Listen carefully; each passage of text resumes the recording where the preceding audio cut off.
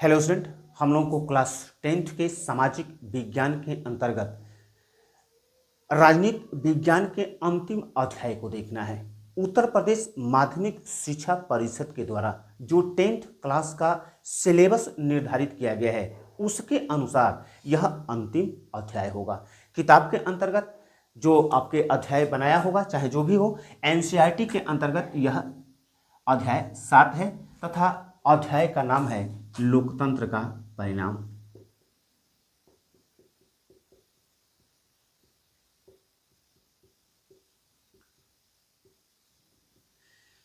इस लेसन पर डिस्कशन प्रारंभ करने से पहले यह जानते हैं कि यह लेसन कितना इंपॉर्टेंट है।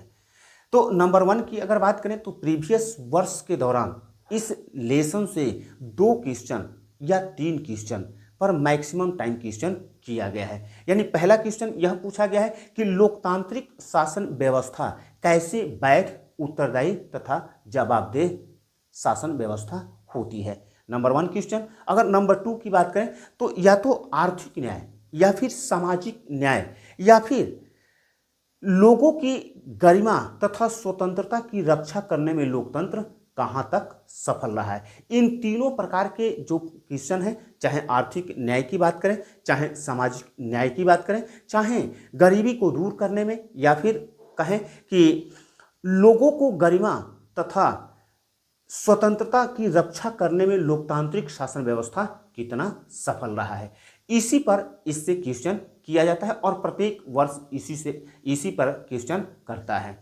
तो हम जो डिस्कशन करेंगे उसी को आधार बनाकर करेंगे और खास तौर से हम उन्हीं को शामिल करेंगे जो कि परीक्षा के दृष्टिकोण से इम्पोर्टेंट है, क्योंकि मैं भी जानता हूं कि अब परीक्षा सर पे आ चुका है और ऐसी हालात में वही चीज़ आवश्यक है जो कि पेपर में पूछने की ज़्यादातर संभावना होता है। अगर हम नंबर 2 की बात करें तो यह लेसन अपने आप में बहुत ही सिंपल है, साधारण है। क्यों है? क्योंकि 9th क्लास के अंतर्गत हम लोग जब विश्व की विभिन्न प्रकार की शासन व्यवस्था के विषय में अध्ययन कर रहे थे तो उसके अंतर्गत हम लोगों ने लोकतंत्र के विषय में भी अध्ययन किया था। वहां पर हम लोग देखे थे कि लोकतंत्र क्या होता है, लोकतंत्र का क्या अर्थ होता है, लोकतंत्र की क्या परिभाषा होती है, लोकतंत्र के कितने स्वरूप होते हैं तथा लोकतंत्र की क्या विशेषता होती है।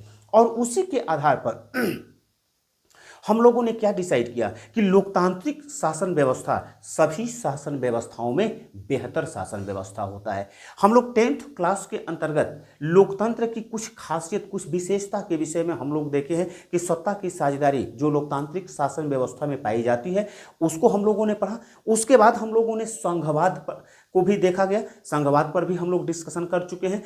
उसके बाद हम लोगों ने जो सामाजिक विविधता, यानी कि जो समाज में विभिन्न प्रकार की विविधता पाई जाती है और लोकतांत्रिक शासन व्यवस्था इस सामाजिक विविधता में कैसे सामंजस्य बैठाता है, जो सामाजिक विविधता के कारण जो लोगों के बीच में विवाद उत्पन्न होता है उस विवाद को लोकतांत्रिक शासन व्यवस्था कैसे सुलझाता है, इसके विषय में हम लोग डिस्कशन कर चुके हैं। आज जो लोकतंत्र का परिणाम है उस लोकतंत्र के परिणाम के अंतर्गत यह देखना है कि जो लोकतांत्रिक शासन व्यवस्था सभी शासन व्यवस्था में बेहतर शासन व्यवस्था है वह क्यों है, यानी उसका क्या परिणाम है, यानी वह कितना लोकतांत्रिक शासन व्यवस्था कितना सफल रहा है तथा कितना असफल रहा है। विभिन्न प्रकार के जो विवादित मुद्दे हैं उनको समाधान करने में लोकतंत्र कितना सफल रहा है, यानी कि लोगों की आकांक्षाओं को पूर्ण करने में लोकतांत्रिक शासन व्यवस्था कितना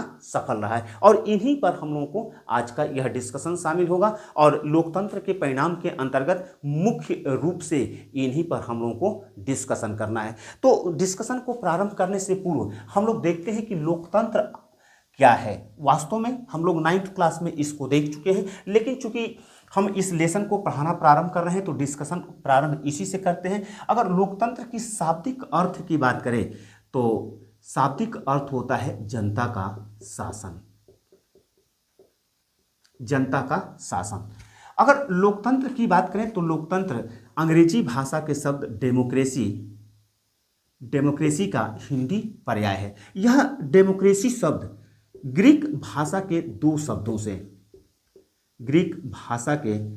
शब्दों से यानी कि डेमोस डेमोस तथा क्रेसिया से मिलकर के बना है। यह यहाँ पर डेमोस का अर्थ क्या होता है? तो डेमोस का अर्थ होता है जनता तथा क्रेसिया का अर्थ होता है शासन।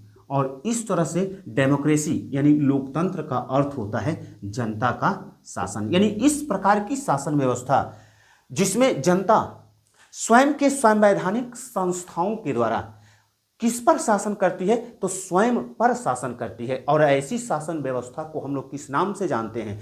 ऐसी शासन व्यवस्था को हम लोग लोकतांत्रिक शासन व्यवस्था के नाम से जानते हैं। अगर हम परिभाषा की बात करें तो लोकतंत्र की सुप्रसिद्ध परिभाषा, चूंकि मैं उसको इसलिए डिस्कशन में शामिल कर रहा हूं कि कभी कभी बहुविकल्पी के अंतर्गत उससे क्वेश्चन बना देता है। लोकतंत्र जनता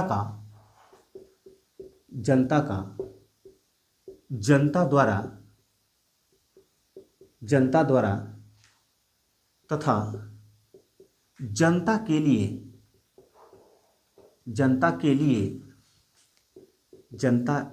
लिए शासन व्यवस्था है। बहुविकल्पी के अंतर्गत डायरेक्ट इस परिभाषा को उठा करके लिख देता है और कहता है कि यह परिभाषा किसके द्वारा दिया गया है? तो हम जानते हैं कि अमेरिका के राष्ट्रपति अब्राहम लिंकन के द्वारा यह परिभाषा दिया गया है। और अब्राहम लिंकन ने लोकतंत्र को परिभाषित करते हुए कहा है कि लोकतंत्र जनता द्वारा तथा जनता के लिए शासन व्यवस्था है। यद्यपि एक और प्रसिद्ध परिभाषा है, हालांकि अगर ये क्वेश्चन पूछता है कि लोकतंत्र को परिभाषित करते हुए लोकतंत्र की विशेषताएं बताइए, तब तो यह काम करेगा प्रोफेसर सीले के द्वारा। चूंकि यह परिभाषा सत्ता की साझेदारी के दौरान भी मैं इस पर चर्चा किया था कि सत्ता की साझेदारी के संबंध में इस पर बड़ा सटीक सीले की परिभाषा बैठती है, क्योंकि सीले महोदय ने लोकतंत्र के विषय में कहा है कि लोकतंत्र शासन के उस स्वरूप को कहा जाता है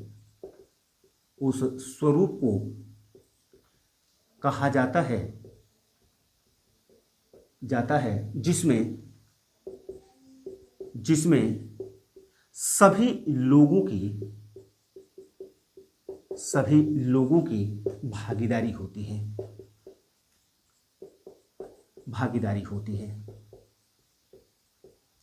यह परिभाषा प्रोफेसर सीले के द्वारा दिया गया है। तो यह लोकतंत्र का अर्थ तथा परिभाषा है। हम लोग डायरेक्ट इसके बाद कहाँ पहुँचते हैं? लोकतंत्र की विशेषता पर पहुँचते हैं कि लोकतंत्र की क्या विशेषता होती है, क्या खासियत होता है।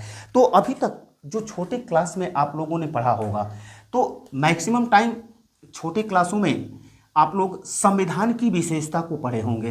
तो यहाँ पर ध्यान दीजिएगा कि संविधान की विशेषता दूसरी होती है तथा लोकतंत्र की विशेषता दूसरी होती है। ऐसा मत कीजिएगा कि वह लोकतांत्रिक शासन व्यवस्था की विशेषता पूछ रहा हो और आप संविधान की विशेषता लिख दें, तो उससे काम नहीं चलने वाला है। लोकतंत्र की विशेषता, और यही इस लेसन के अंतर्गत इंपॉर्टेंट क्वेश्चन होता है। लोकतंत्र की विशेषता।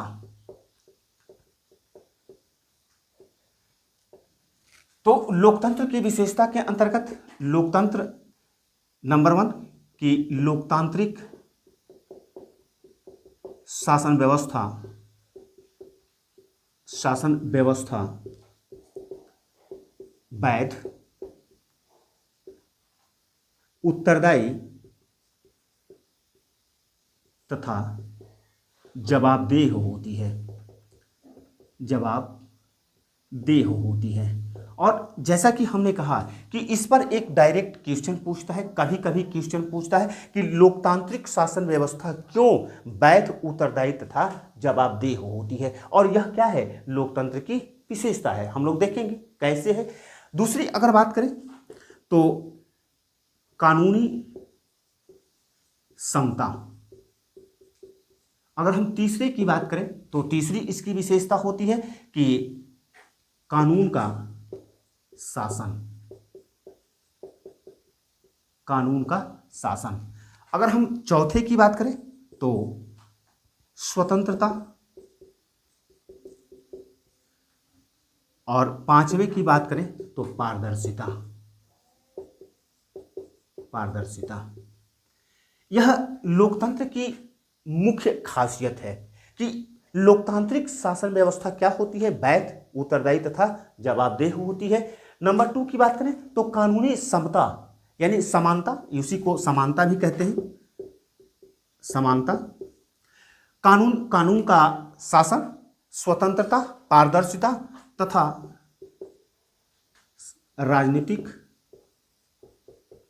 राजनीतिक न्याय। वस्तुतः इसके अंतर्गत अगर वैसे शामिल करेंगे तो राजनीतिक न्याय की बात करें, चाहे आर्थिक न्याय की बात करें, चाहे सामाजिक न्याय की बात करें, सारे न्याय इसके अंतर्गत शामिल हो जाते हैं। लेकिन यहाँ पर स्वतंत्रता के अंतर्गत ये राजनीतिक न्याय की बात करें, चाहे सामाजिक न्याय की बात करें, चाहे आर्थिक न्याय की बात करें, सभी स्वतंत्रता के अंतर्गत शामिल हो जाता है। तो हम लोग डिस्कशन को प्रारंभ करते हैं किससे, तो लोकतांत्रिक शासन व्यवस्था क्या होती है, वैध, उत्तरदायी तथा जवाबदेह कैसे होती है, इसी से हम लोग डिस्कशन को प्रारंभ करते हैं। हम जानते हैं कि आज पूरे वर्ल्ड में अगर सबसे बेहतर शासन व्यवस्था की बात किया जाए तो लोकतांत्रिक शासन व्यवस्था सबसे बेहतर शासन व्यवस्था है। और हो भी क्यों नहीं, क्योंकि अगर लोकतंत्र की बात करें तो लोकतंत्र 3 नारों पर आधारित है जो फ्रांसीसी क्रांति के दौरान दिए गए थे। यानी कि फ्रांसीसी क्रांति के दौरान क्रांतिकारियों के द्वारा समता, बंधुत्व तथा स्वतंत्र यानी समता, स्वतंत्रता तथा बंधुत्व का नारा दिया गया था। किस दौरान? फ्रांसीसी क्रांति के दौरान। और लोकतांत्रिक शासन व्यवस्था इन्हीं नारों पर आधारित है।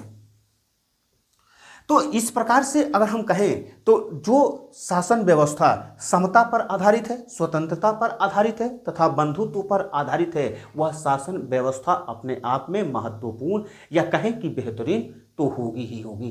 क्यों होगी? क्योंकि यह इसके अंतर्गत जो लोकतांत्रिक शासन व्यवस्था के अंतर्गत जो सरकार का निर्माण होता है वह वैध सरकार होती है। किस रूप में वैध होती है? क्योंकि हम जानते हैं कि प्रत्येक लोकतांत्रिक शासन व्यवस्था में जो सरकार का निर्माण होता है वह सरकार का निर्माण जनता के द्वारा चुने गए प्रतिनिधियों से ही सरकार का निर्माण होता है। और जो जनता जिन प्रतिनिधियों को चुनाव करती है वह सार्वभौमिक वयस्क मताधिकार के आधार पर किया जाता है तथा स्वतंत्र तथा निष्पक्ष चुनाव की व्यवस्था के अंतर्गत जो चुनकर के सरकार आती है वह निश्चित रूप से जनता के मत के अनुसार होती है। और यही कारण है कि वह सरकार क्या होती है? जवाबदेह होती है। हम जानते हैं कि प्रत्येक लोकतांत्रिक शासन व्यवस्था में जो शासक का चुनाव होता है या सरकार का जो चुनाव होता है वह सरकार अस्थायी होती है, अस्थायी नहीं होता है। अगर आज पूरे वर्ल्ड की लोकतंत्र का अध्ययन करेंगे तो आप पाएंगे कि पूरे वर्ल्ड में जितनी भी लोकतांत्रिक सरकारों का निर्माण होता है वह एक निश्चित अवधि के लिए होता है। और खास तौर से यह कोशिश किया गया है कि यह जो अवधि निर्धारित किया गया है वह निर्धारित 5 वर्ष के लिए किया गया है या फिर 4 वर्ष के लिए किया गया है। जैसे अमेरिका के राष्ट्रपति का जो चुनाव होता है वह 4 वर्ष के लिए होता है। लेकिन भारत में जितने भी लोकतांत्रिक संस्थाएं हैं उनका चुनाव, चाहे हम भारतीय संसद की बात करें, चाहे विधायिका की बात करें, चाहे स्थानीय सरकार की बात करें, इन या चाहे राष्ट्रपति की बात करें, चाहे उपराष्ट्रपति की बात करें, इन सभी लोगों का जो चुनाव होता है वह निश्चित अवधि और वह अवधि है 5 वर्ष के लिए होता है। हम जानते हैं कि लोकतंत्र के अंतर्गत यदि निश्चित अवधि के लिए सरकार का निर्माण होता है तो उसे पुनः जनता के बीच में जाकर के जनता के मत को प्राप्त करने की आवश्यकता होती है और उसे जनता के बीच में जाकर के यह बताने की आवश्यकता होती है कि हमने संविधान के अंतर्गत लोगों के लिए जो स्वतंत्रता सुनिश्चित की गई है, जिस न्याय की बात किया गया है संविधान के अंतर्गत, उनको तथा अपनी कल्याणकारी जनता के लिए कल्याणकारी योजनाओं को हमने किस प्रकार से लागू किया है। अगर कोई सरकार व्यक्तियों की अधिकारों की रक्षा करती है, व्यक्ति के आर्थिक, सामाजिक तथा राजनीतिक न्याय को सुनिश्चित करती है तथा जनता के कल्याण के लिए, जनता के हित के लिए कार्य करती है, तो निश्चित रूप से वह चुनाव में जब जाती है तो जनता उसे पुनः जनादेश देने का काम करती है। यानी जनता के बीच में जाकर के क्या करना पड़ेगा, लोकतांत्रिक शासन व्यवस्था के अंतर्गत सरकार को जनता के बीच में जाकर के यह बताने की आवश्यकता होती है कि हम अपने शासन व्यवस्था के अंतर्गत किस प्रकार से लोगों के स्वतंत्रता की रक्षा किया, किस प्रकार से लोगों को आर्थिक, सामाजिक तथा राजनीतिक न्याय देने का काम किया तथा किस प्रकार से जनता के कल्याण के लिए कार्य किया। तभी जनता जनादेश देती है, अन्यथा जनादेश नहीं देती है। तो इस प्रकार से क्या होता है, इस प्रकार से लोकतांत्रिक शासन व्यवस्था क्या होती है, वैध होती है। यही नहीं, उसे पार्लियामेंट में यानी संसद के अंतर्गत क्या देना पड़ता है, जवाब देना पड़ता है, उसकी जवाबदेही सुनिश्चित किया गया है। क्योंकि अगर आप गलत कार्य करते हैं तो आप वहां पर जो विपक्षी नेता होते हैं, विपक्षी पार्टी के जो प्रतिनिधि होते हैं, वह क्या करते हैं, सरकार से जवाब मांगते हैं और सरकार को जवाब देना आवश्यक होता है। और यही कारण है कि लोकतांत्रिक शासन व्यवस्था को क्या माना जाता है, लोकतांत्रिक शासन व्यवस्था को वैध, उत्तरदायी तथा जवाबदेह शासन व्यवस्था माना जाता है। अगर हम आगे की बात करें कि कानूनी समता की बात होती है, यानी जो लोकतांत्रिक शासन व्यवस्था होती है, लोकतांत्रिक शासन व्यवस्था की सबसे बड़ी खासियत यह है कि यहाँ पर किसी भी व्यक्ति के पास प्रिविलेज नहीं होता है, विशेषाधिकार नहीं होता है, बल्कि कानून के समक्ष सभी लोग एक समान होते हैं, चाहे अमीर हो चाहे गरीब हो, चाहे वह काला हो चाहे गोरा हो, चाहे किसी भी धर्म का हो, किसी भी लिंग का हो, किसी भी वंश का हो, किसी भी नस्ल का हो, उसमें किसी भी प्रकार का विभेद नहीं किया जाता है, बल्कि सभी के साथ कानूनी समता का अधिकार सुनिश्चित किया जाता है। और पूरे वर्ल्ड में कोई भी इस प्रकार की शासन व्यवस्था नहीं है, केवल लोकतंत्र को छोड़कर, जिसमें कानून के समक्ष समता सुनिश्चित किया गया है, कानून के समक्ष समानता सुनिश्चित किया गया है। केवल लोकतांत्रिक शासन व्यवस्था ही ऐसी शासन व्यवस्था है जिसके अंतर्गत कानून के समक्ष समता सुनिश्चित किया गया है।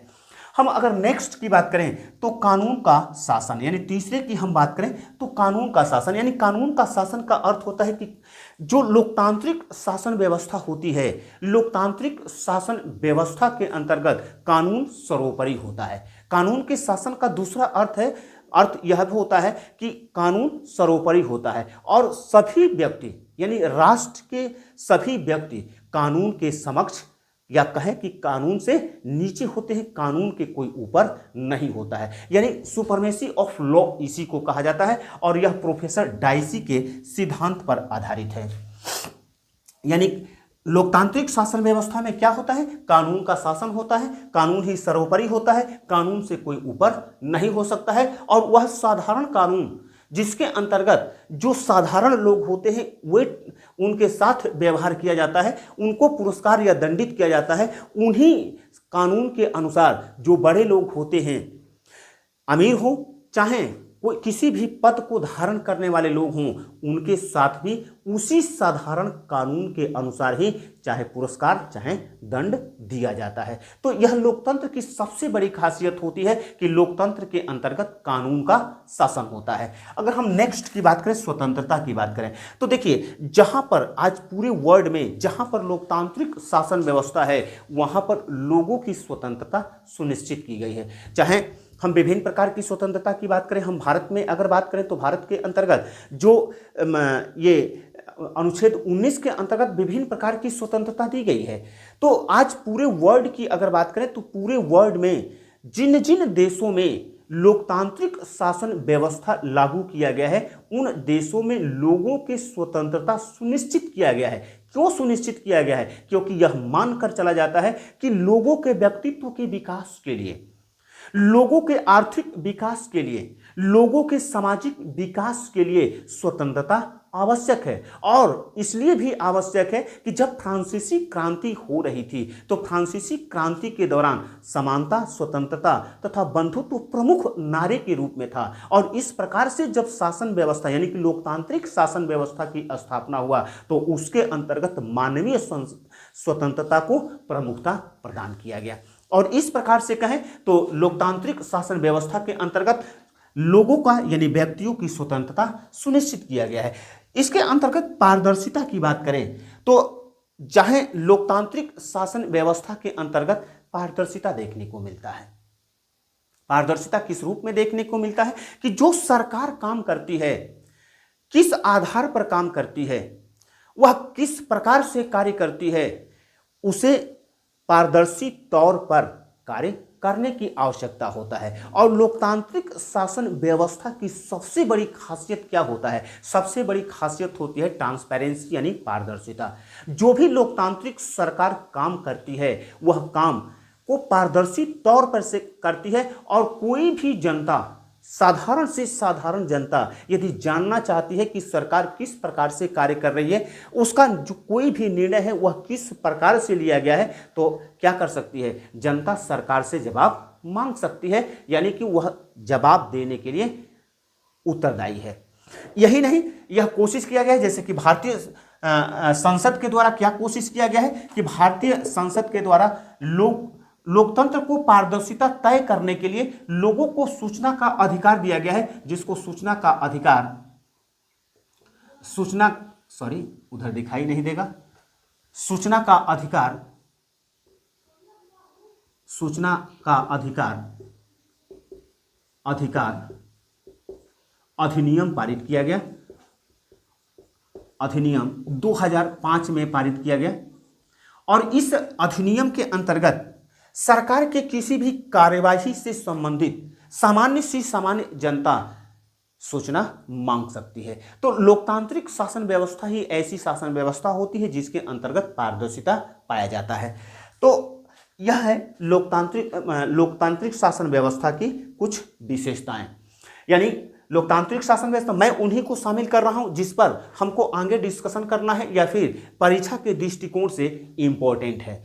तो यहां से एक इंपॉर्टेंट यह बनता है कि लोकतांत्रिक शासन व्यवस्था कैसे उत्तरदायी, वैध तथा जवाबदेह हो है। अब आगे हम लोग बढ़ते हैं, इसके रिजल्ट पर बढ़ते हैं। और हमने कहा कि लोकतंत्र का परिणाम यानी लोकतंत्र जिसकी हम लोग चर्चा कर रहे हैं कि लोकतांत्रिक शासन व्यवस्था संपूर्ण शासन व्यवस्था में, या कहें कि पूरी तरीके से जितने भी शासन व्यवस्था इस संसार में पाई जाती है उसमें सबसे बेहतर शासन व्यवस्था है। तो यह जब शासन व्यवस्था सभी शासन व्यवस्था से बेहतर है तो उसका रिजल्ट क्या है, यानी उसका परिणाम क्या है? तो कुछ चीजों पर इसको परखने की आवश्यकता है। यानी लोकतंत्र की परख, लोकतंत्र का जांच तो सदैव चलता रहेगा। क्यों चलता रहेगा? क्योंकि लोकतंत्र की उस प्रकार की विशेषता है कि उसे क्या देना होगा, उसे आर्थिक न्याय देना होगा। आर्थिक न्याय की बात किया गया है, सामाजिक न्याय की बात किया गया है, सामाजिक न्याय की बात किया गया है। तीसरा राजनीतिक न्याय की बात किया गया है। और चौथा है व्यक्ति की गरिमा तथा स्वतंत्रता की रक्षा। और हम लोगों के जो सिलेबस के अंतर्गत जो क्वेश्चन जो पूछ रहा है उस क्वेश्चन के अंतर्गत इन्हीं 4 टॉपिक पर क्वेश्चन पूछ रहा है।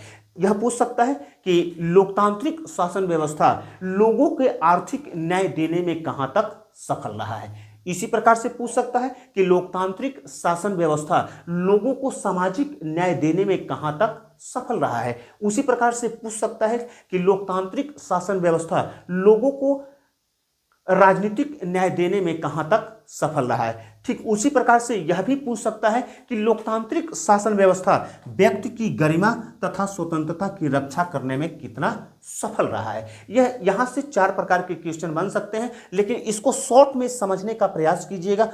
बहुत सिंपल है, बहुत आसान है। यह बहुत डिफिकल्ट नहीं है। आप अपने समाज में जब देखेंगे तो इस प्रकार की व्यवस्था देखने को मिलेगा। तो हम लोग प्रारंभ करते हैं आर्थिक न्याय से। देखिए, भारत के परिप्रेक्ष्य में ही पूछता है, इसीलिए हम लोग भारत के परिप्रेक्ष्य में ही अध्ययन करेंगे। तो भारत के संविधान की उद्देशिका के अंतर्गत यह सुनिश्चित किया गया है कि लोगों को आर्थिक न्याय दिया जाएगा। आर्थिक न्याय देने का मतलब क्या है? जो संसाधन है, जो राष्ट्र के संसाधन है, वह उस संसाधन पर सामान्य रूप से सभी की पहुंच सुनिश्चित किया जाएगा और सभी लोगों को आर्थिक न्याय देने का प्रयास किया जाएगा। यह हमारे संविधान की उद्देशिका में वर्णित है। लेकिन क्या लोकतंत्र सभी लोगों को आर्थिक न्याय देने में सफल रहा है?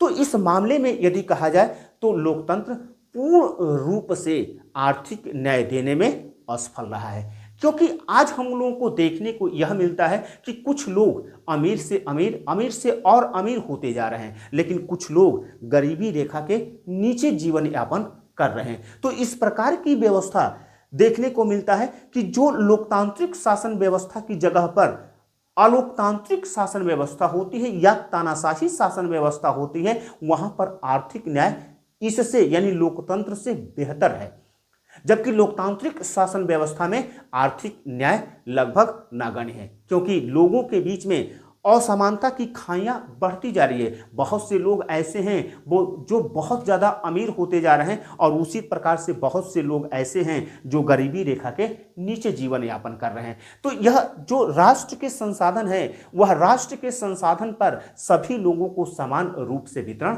नहीं किया जा रहा है। तो इस प्रकार से हम कह सकते हैं कि जो लोकतांत्रिक शासन व्यवस्था है, लोकतांत्रिक शासन व्यवस्था लोगों को आर्थिक न्याय देने में पूर्ण रूप से विफल रहा है। अगर हम उदाहरण के रूप में उठाते हैं तो हम लोग ज्योग्राफी के अंतर्गत खनिज संसाधन को पढ़ रहे थे। अगर खनिज संसाधन के अंतर्गत हम लोग क्या देख रहे थे? खनिज संसाधन के अंतर्गत हम लोग देख रहे थे कि अगर खनिज संसाधन कहाँ पाए जाते हैं, तो नंबर 1 कि उत्तर के विशाल मैदान को पूर्ण रूप से निकाल दीजिए। खनिज संसाधन की बहुलता कहाँ पाया जाता है? तो प्रायद्वीपीय पठार में पाया जाता है। और प्रायद्वीपीय पठार के अंतर्गत अगर हम 4 स्टेट की नाम लें, मध्य प्रदेश की नाम लें, उड़ीसा के नाम लें, झारखंड का नाम लें और छत्तीसगढ़ का नाम लें, तो इन 4 राज्यों में खनिज संसाधन विपुल मात्रा में या कहें कि भारी मात्रा में खनिज संसाधन पाए जा रहे हैं। लेकिन आज यदि पिछड़े हुए राज्यों की बात करें, आज वहां के लोगों की हालात की बात करें, तो वहां पर सबसे ज्यादा गरीबी भी पाई जा रही है। चाहे झारखंड की बात करें, चाहे उड़ीसा की बात करें, चाहे छत्तीसगढ़ की बात करें, चाहे मध्य प्रदेश की बात करें। ऐसा क्यों हो रहा है? जब संसाधन उन राज्यों के पास है तो उन राज्यों के निवासियों की स्थिति में क्यों नहीं सुधार हो रहा है? जबकि लोकतांत्रिक शासन व्यवस्था के अंतर्गत आर्थिक न्याय देने की बात कही गई है। तो इसका अर्थ, सीधा सा अर्थ है कि लोकतांत्रिक शासन व्यवस्था लोगों के आर्थिक न्याय देने में असफल रहा है। क्योंकि आज अगर हम भारत की जीडीपी की बात करें, हम जीडीपी समझा चुके हैं, अगर जीडीपी की बात करें तो भारत की 80% जीडीपी पर मात्र 20% लोगों का अधिकार है।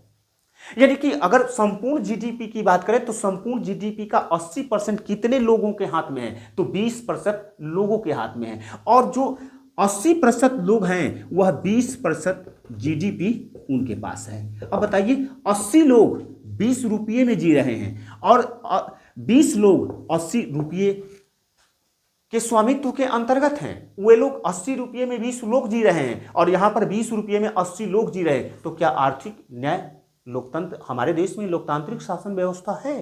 तो क्या लोकतांत्रिक शासन व्यवस्था के अंतर्गत लोगों के आर्थिक न्याय सुनिश्चित किया गया है? नहीं।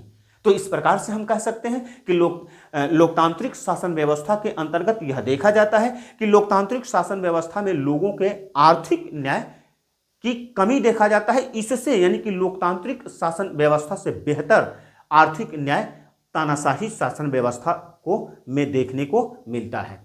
हम आगे बढ़ते हैं।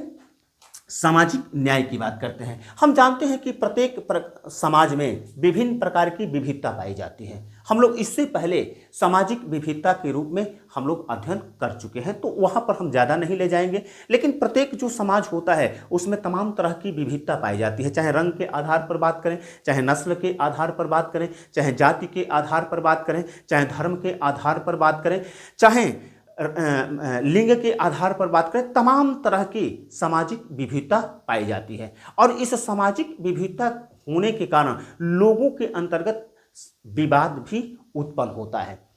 कितने ऐसे समाज हैं जहां पर सामाजिक विविधता के रूप में देखा जाता है कि जाति के अंतर्गत विभेद पाया जाता है।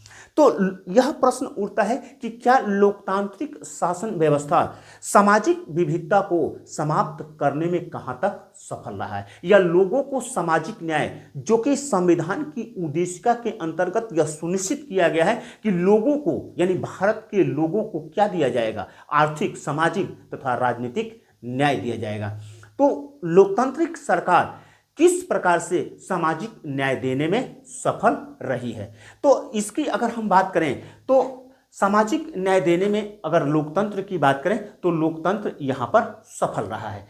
क्यों सफल रहा है? क्योंकि लोकतांत्रिक शासन व्यवस्था के अंतर्गत देखा जाता है कि विभिन्न प्रकार की सामाजिक विविधता में सामंजस्य बैठा करके विवादों का अंतिम समाधान करने का प्रयास किया जाता है, विवादों को सुलझाने का प्रयास किया जाता है तथा लोगों के जो सामाजिक विभेद हैं, सामाजिक विविधता है, सामाजिक विविधता को कम करने का प्रयास किया जाता है। लोकतंत्र सामाजिक विविधता को समाप्त करने का प्रयास नहीं करता है, क्योंकि अगर सामाजिक विविधता को समाप्त किया जाए तो लोगों का जो व्यक्तिगत पहचान है वह क्या हो जाएगी, मिट जाएगी। बल्कि यह क्या करता है, सामाजिक विविधता में समाधान करने की कोशिश करता है, उनके बीच में सामंजस्य बैठाने की कोशिश करता है। अगर भारत की बात करें तो भारत में एक वर्ग ऐसा भी रहा है जिसको हम लोग दलित कहते हैं।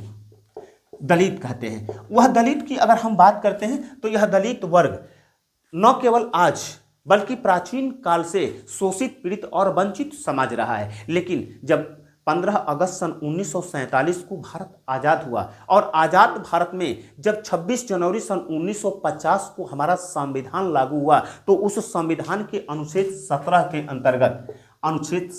अंतर्गत अस्पृश्यता को अंत कर दिया गया।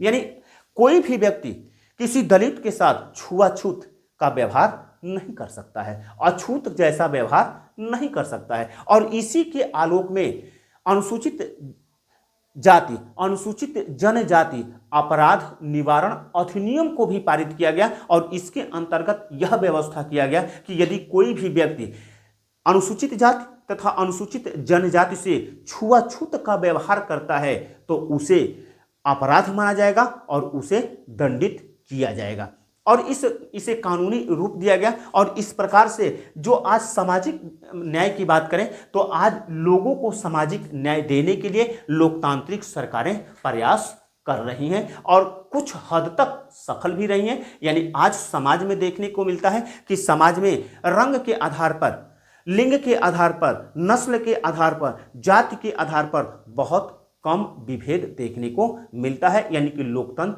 लोकतांत्रिक शासन व्यवस्था सामाजिक न्याय देने में कुछ हद तक सफल रही है। संपूर्ण रूप से नहीं कह सकते, क्योंकि संपूर्ण रूप से हमेशा लोकतंत्र का, हमने कहा ना, शुरुआत में ही कहा कि लोकतंत्र का परीक्षण हमेशा चलता रहेगा। क्योंकि आज सामाजिक न्याय दिया जा रहा है, हो सकता है कि कल ना दिया जाए, परसों ना दिया जाए, तो यह नहीं कह सकते हैं कि सामाजिक न्याय में देने में लोकतांत्रिक सरकारें संपूर्ण रूप से सफल रही हैं। लेकिन लोकतांत्रिक सरकारों ने बेहतर प्रयास किया है लोगों को सामाजिक न्याय सुनिश्चित करने में। अगर हम बात करें राजनीतिक न्याय की बात करें तो लोकतांत्रिक सरकारें लोगों के राजनीतिक न्याय या कहें कि कानूनी राजनीतिक न्याय देने में समर्थ रही हैं। क्योंकि आज देखने को मिलता है कि प्रत्येक लोकतांत्रिक देशों में सार्वभौमिक वयस्क मताधिकार दिया गया है और इस मताधिकार की खासियत होती है कि जो सरकार निर्माण के लिए जो चुनाव होगा तो वह सार्वभौमिक वयस्क मताधिकार के आधार पर होगा और प्रत्येक जो राष्ट्र के नागरिक हैं जो कि एक आयु को यानी 18 वर्ष की आयु को प्राप्त कर चुके हैं उनको मत देने का अधिकार होगा। यही नहीं, लोकतांत्रिक शासन व्यवस्था के अंतर्गत यह भी देखा जाता है कि कोई भी व्यक्ति राजनीतिक पार्टी, जैसे हमारे भारत की परिप्रेक्ष्य में बात करें तो हम लोग राजनीतिक दल को देख रहे थे और वहां पर हम लोग देख रहे थे कि कोई भी व्यक्ति राजनीतिक दल का निर्माण कर सकता है, वह चुनाव लड़ सकता है। उसके लिए केवल काम क्या करना होगा कि उसे राजनीतिक दल के रूप में वह से चुनाव आयोग के कार्यालय में रजिस्टर्ड होना पड़ेगा। यानी संपूर्ण रूप से कहा जाए तो लोकतांत्रिक शासन व्यवस्था के अंतर्गत, लोकतांत्रिक शासन व्यवस्था के अंतर्गत लोगों के राजनीतिक न्याय देने का संपूर्ण रूप से प्रयास किया गया है। और यहां पर देखा जाए तो लोकतांत्रिक शासन व्यवस्था लोगों के राजनीतिक न्याय सुनिश्चित करने में सफल रहा है, राजनीतिक न्याय देने में सफल रहा है। अगर हम व्यक्ति की गरिमा तथा स्वतंत्रता की बात करें तो निश्चित रूप से अगर किसी व्यक्ति को संविधान के अंतर्गत या कानून के द्वारा किसी भी प्रकार के अधिकार को सुनिश्चित किया गया है और लोकतांत्रिक सरकारें अगर उस व्यक्ति के अधिकार को सुरक्षा प्रदान करती हैं तो निश्चित रूप से कहा जाएगा कि उस व्यक्ति की गरिमा में वृद्धि हो रहा है। अगर हम एक उदाहरण के तौर पर देखें कि प्राचीन काल से ही लिंग के आधार पर महिलाओं के साथ भेदभाव का व्यवहार किया जाता था, लेकिन लोकतंत्र आने के बाद लोकतांत्रिक शासन व्यवस्था में यह सुनिश्चित किया गया कि महिला और पुरुष दोनों एक हैं। जो प्राचीन काल में पुरुष प्रधान समाज का निर्माण किया जाता था, उस प्रकार की जो अवधारणा है लोकतांत्रिक शासन व्यवस्था में ध्वस्त हो चुका है और महिलाओं को भी समाज की मुख्य धारा में शामिल करने के लिए, समाज में विकास करने के लिए अवसर प्रदान करने की कोशिश किया गया है और इसके अंतर्गत महिलाओं को विशेष प्रकार के अधिकार सुनिश्चित किए गए हैं। इसको हम लोग देखे हुए हैं जहां पर लिंग के आधार पर देख रहे थे कि लैंगिक असमानता को देख रहे थे। लैंगिक असमानता के अंतर्गत महिलाओं को क्या संवैधानिक तथा कानूनी अधिकार दिए गए हैं, इस पर हम लोग चर्चा कर चुके हैं। तो हम लोग देख क्या रहे हैं, हम लोग देख रहे हैं कि यहाँ पर इस प्रकार की कानूनी तथा संवैधानिक प्रावधान होने के कारण आज महिलाएं विकास की मुख्य धारा में शामिल हो रही हैं, जिससे महिलाओं के व्यक्तित्व में का विकास हो रहा है। इस प्रकार से वह क्या हो रही है, उन व्यक्तियों की गरिमा में वृद्धि हो रहा है। प्रत्येक लोकतांत्रिक शासन व्यवस्था के अंतर्गत देखा जाता है कि प्रत्येक लोकतांत्रिक शासन व्यवस्था के अंतर्गत जो लोगों को स्वतंत्रता सुनिश्चित किया गया है वह स्वतंत्रता को सुरक्षा प्रदान करने की काम करती है और इस सुरक्षा प्रदान करने के कारण लोगों की गरिमा में वृद्धि होती है। तो इस प्रकार से हम कह सकते हैं कि जो लोकतांत्रिक शासन व्यवस्था होता है, लोकतांत्रिक शासन व्यवस्था क्या कर रही है, लोगों की या व्यक्तियों की गरिमा तथा स्वतंत्रता की रक्षा करने में सफल रही है और इस मामले में लोकतंत्र क्या रहा है, सफल रहा है। तो हम कह सकते हैं कि आर्थिक न्याय के मामले में लोकतंत्र सफल नहीं रहा है, सामाजिक न्याय के मामले में लोकतंत्र कुछ हद तक सफल रहा है, राजनीतिक न्याय देने में लोकतंत्र क्या रहा है, सफल रहा है, व्यक्ति की गरिमा तथा स्वतंत्रता की रक्षा करने में भी लोकतंत्र सफल रहा है। तो इस प्रकार से यह लेसन समाप्त होता है। मैं कोशिश करूंगा कि इसके अंतर्गत जो इम्पोर्टेंट क्वेश्चन है जिसको मैं अभी चर्चा किया कि लोकतांत्रिक शासन व्यवस्था कैसे वैध, उत्तरदायी तथा जवाबदेह होती है, नंबर 1। नंबर 2 कि लोकतंत्र की विशेषताएं क्या होता है, लोकतंत्र की क्या खासियत होती है, और नंबर 3 कि लोकतंत्र लोगों को आर्थिक न्याय देने में कहां तक सफल रहा है, लोकतंत्र लोगों को सामाजिक न्याय देने में कहां तक सफल रहा है, लोकतंत्र राजनीतिक न्याय देने में कहां तक सफल रहा है, और लोकतंत्र लोगों को या व्यक्तियों के गरिमा तथा स्वतंत्रता की सुनिश्चित करने में कहां तक सफल रहा है। देखिए ये बहुत ही सिंपल चीज है और इसको एक बार अपने समाज के रूप में देखेंगे, अपने स्वयं को समाज में देखेंगे तो यह आपको मिल जाएगा कि क्या कितने हमको आर्थिक न्याय मिला है, कितना हमको सामाजिक न्याय मिला है, कितना हमको राजनीतिक न्याय मिला है, कितना हमारे स्वतंत्रता की रक्षा हो रही है। और उससे हमारे समाज में कितना गरिमामय मैं जीवन जी रहा हूं। तो यह देखेंगे तो आपको यह क्लियर हो जाएगा, स्पष्ट हो जाएगा। तो विशेष रूप से इसीलिए हमने कहा, शुरुआत में ही कहा कि यह लेसन क्या है, सिंपल है। तो इसको समझने का प्रयास कीजिएगा।